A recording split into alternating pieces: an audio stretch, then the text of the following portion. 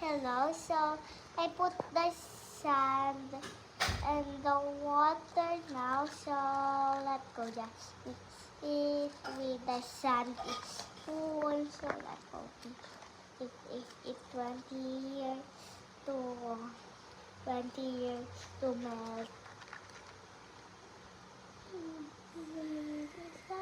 Okay, show it to them. Okay. Mom, why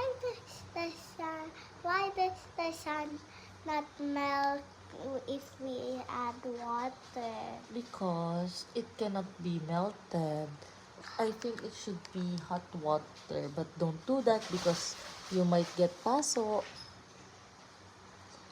It's okay naman, it's not melting. Okay, I'll upload this now, okay? I know. Okay, there we go. Doopsie, doopsie, doopsie. Okay, there we go. So goodbye, like and subscribe if you want to do this in your home.